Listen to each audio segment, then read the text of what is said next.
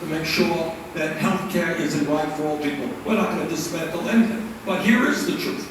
29 million people have no health insurance today in America. We pay by far the highest prices. What kind of government is going to do what for them and what it will cost? George Clinton, you know,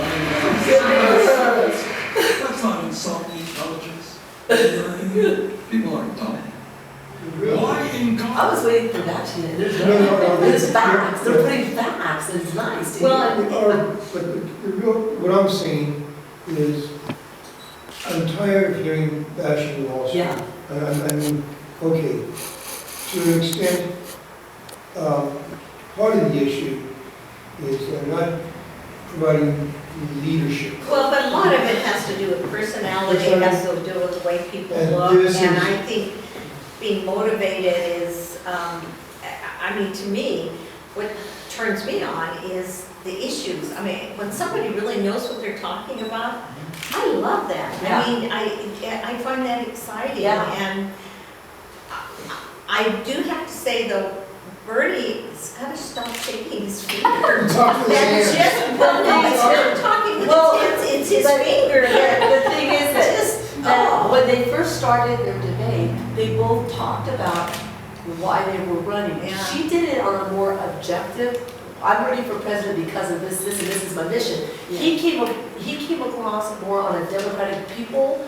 down to earth way, and I understood both sides. But he injected things like fear, Yeah. blame, Yes. and that, you only go so far Yes. on that. well, Yes. Uncle Bernie was But look always how known old- as the how- good guy, the sweet guy, but when he said, How old is he?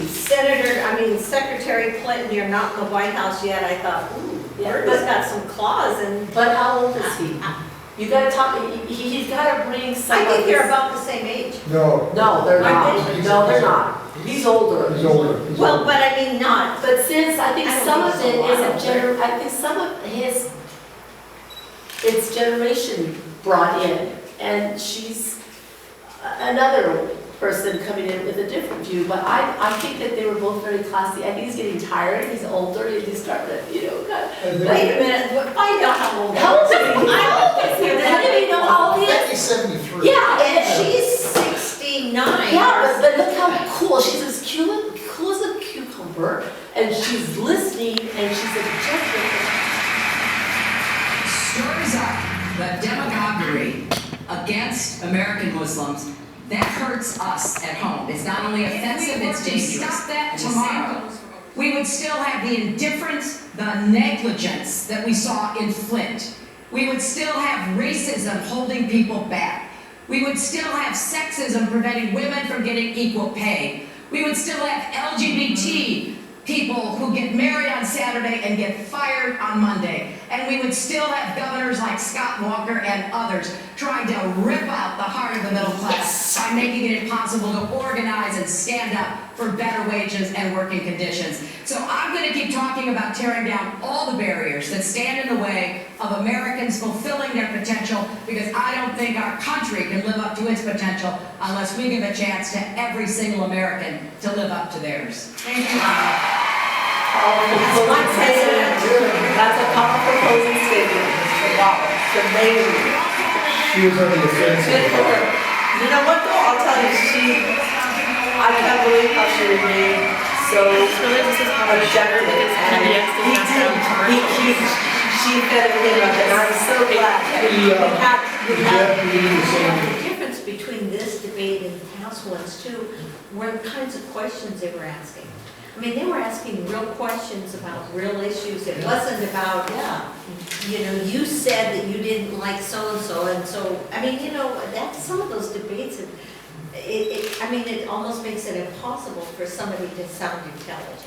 They learned from the previous I think so. debates in the primaries. But I wondered if you guys did have any particular feelings about who stood out to you more between the two, and who you feel like might have, won this as far as just a strength or anything that stood out. I have one statement that was very powerful for me. When Mr. Sanders stated, we are trying to bring America together, and we are willing to get votes from men, women, everyone, voters. gay, on and on. That showed me that they were trying to include everyone. They weren't just wanting men, they weren't just wanting women, they wanted everybody. And that included everybody that's out there. You mean they both felt that way, or he stated that. particularly When was strong he on made that? that statement, we are trying to bring America together, that right there just solidified the entire debate for me, because he was included, he says, we want women voting, we want men voting, we want, you know, and right there, that did it for me, is that when you are including America as together, you're making a very powerful statement, and that right there just, that statement was very powerful for me. You know, I have to say, watching this debate made me incredibly proud to be a Democrat, because you had two candidates that they have substance. You know, they understood the issues, they understood not just, you know, domestic, but international issues. They really got it, and I thought any one of those two, I would feel comfortable with them in my hands, or my life in their hands. Yes. Because I felt like they had the knowledge and the experience. I think that Hillary is really to me, came out on top, in that I think her experience really showed. I mean, she was somebody who's actually been in the trenches. She's worked with both, you know, domestic and foreign leaders. She's had to negotiate really difficult agreements, and I think that I love Bernie Sanders. I absolutely love that man. I just want to hug him. But with Hillary, I felt like she's somebody who I think would hit the ground running and be there and be up for the job immediately, and I would feel more comfortable. So I felt like she had the edge, but I thought they both just were outstanding. I mean, I feel so good about both of them, actually. It was pretty positive. I think that the moderators set the tone of the debate. They are very dignified, they are impartial, they ask specific questions. I think Bernie Sanders didn't nail the questions. He talked his usual spiel, no matter what the question was. And I think Hillary has tremendous information and background that she can pull forward and justify everything that she's saying. And I think that's very strong for her. But I do think that the moderators set the tone, and it was more dignified than some of the others. A few thoughts. I thought it was a very respectful debate for the most part.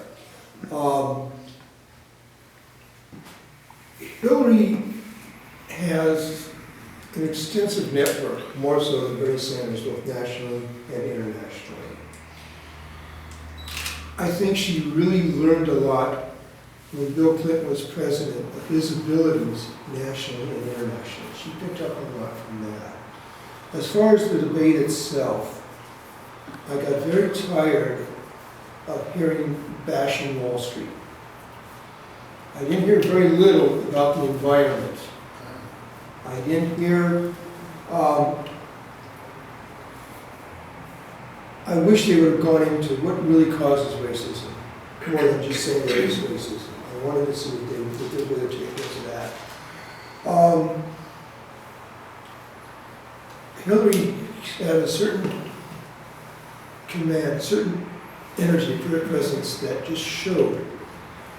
And that was very important. It's very important when you're dealing internationally. I think would be a tremendous improvement to our society.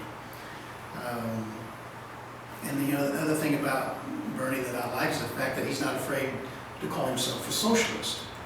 And I'm thinking, you know, whenever you have a government, and the first thing you are is social, you know, and, you know, we somehow, or some group, has given that term a very bad connotation.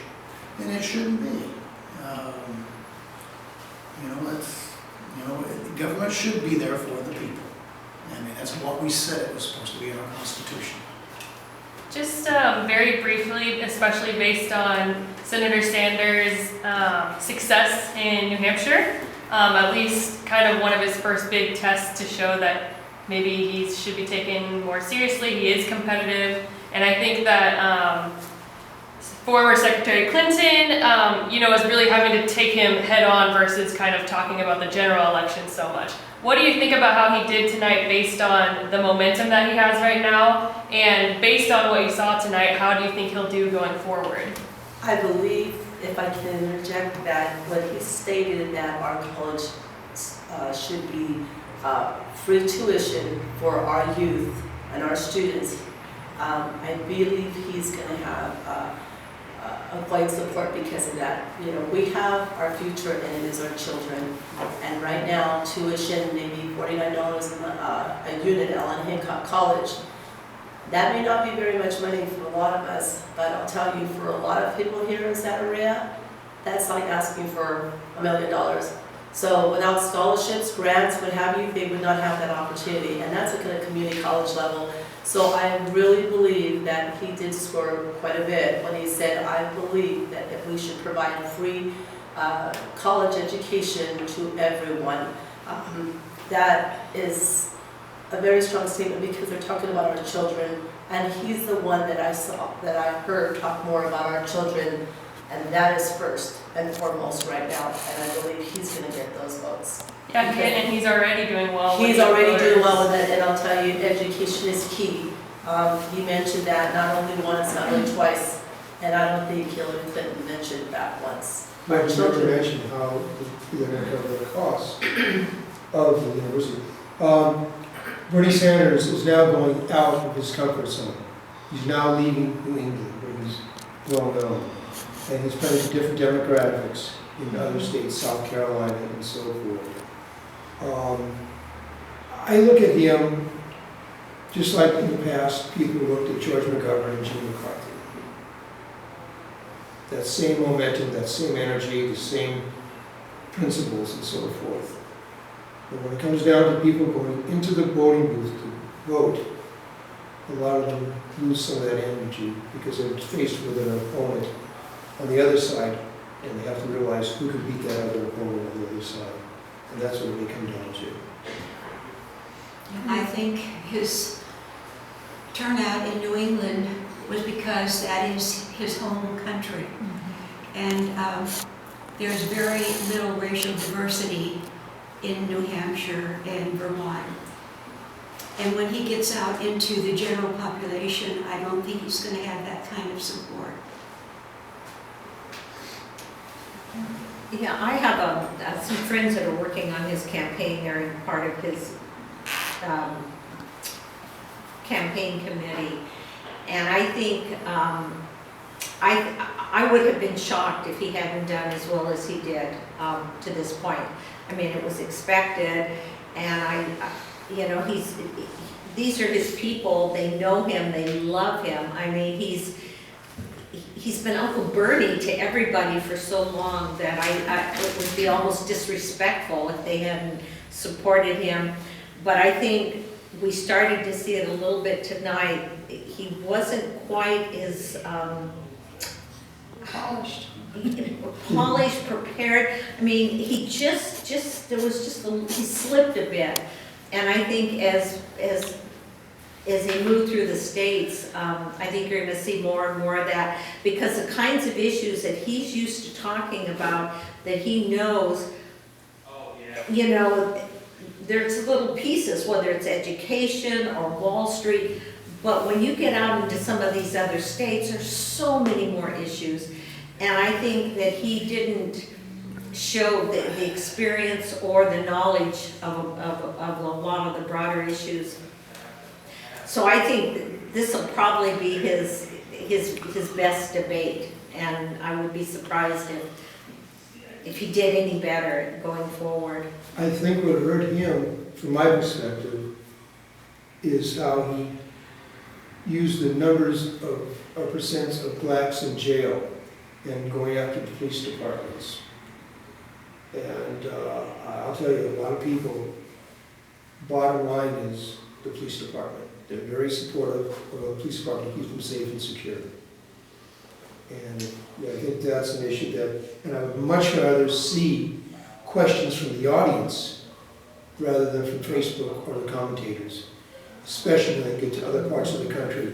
Then you're going to see some real questions, and then they're going to be put to the test.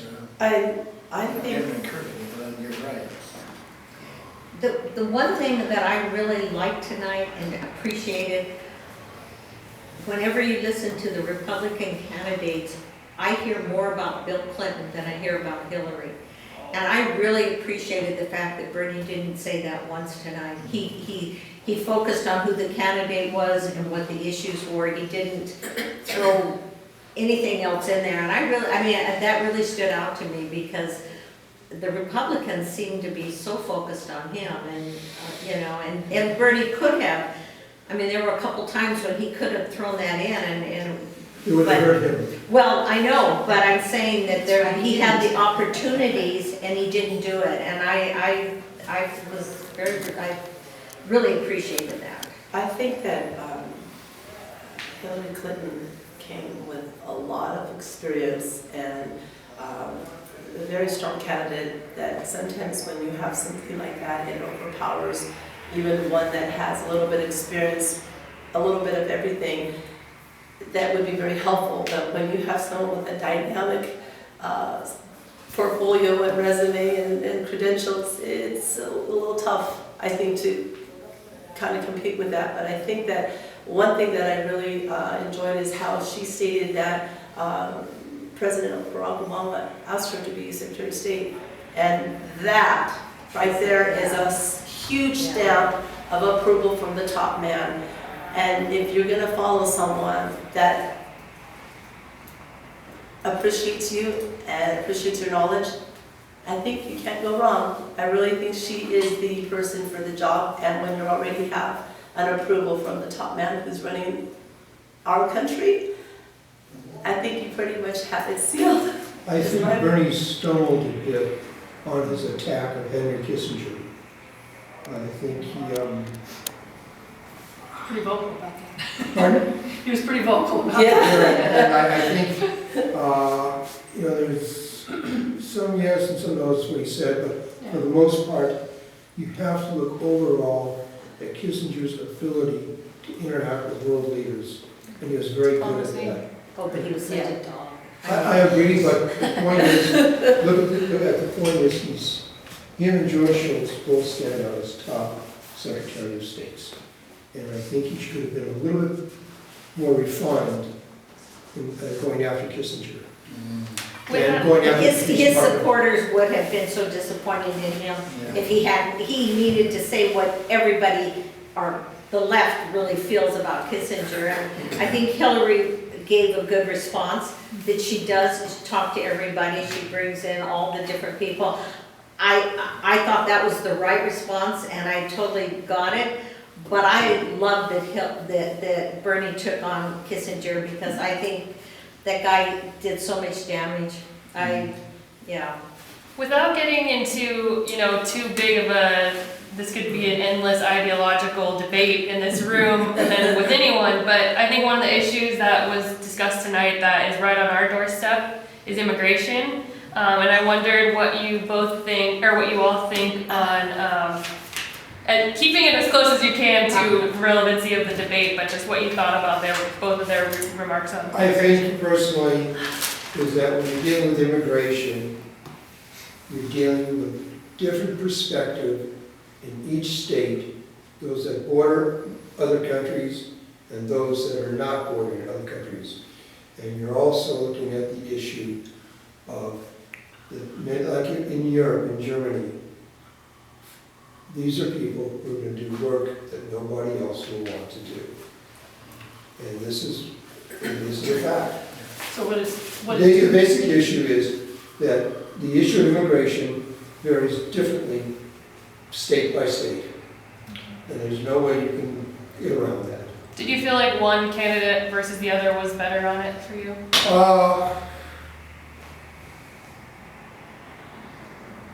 I think they were both trying to not raise flags as much as possible. That's what they were trying to do.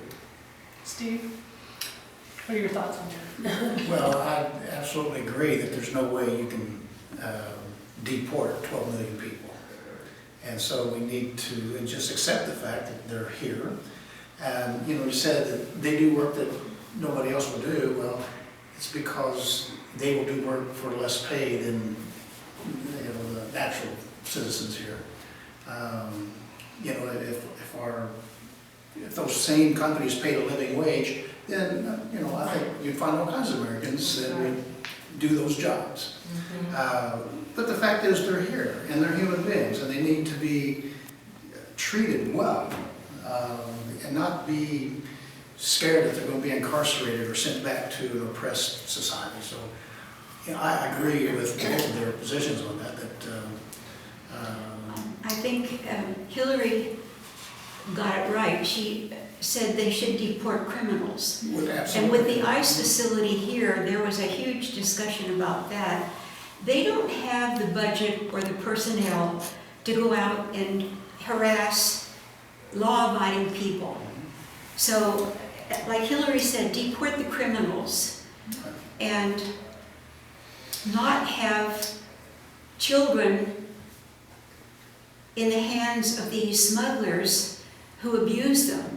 So by not encouraging people in South America to send their children because they're in more danger, and I think that was an important point. Those are a sensitive issue for both candidates to address.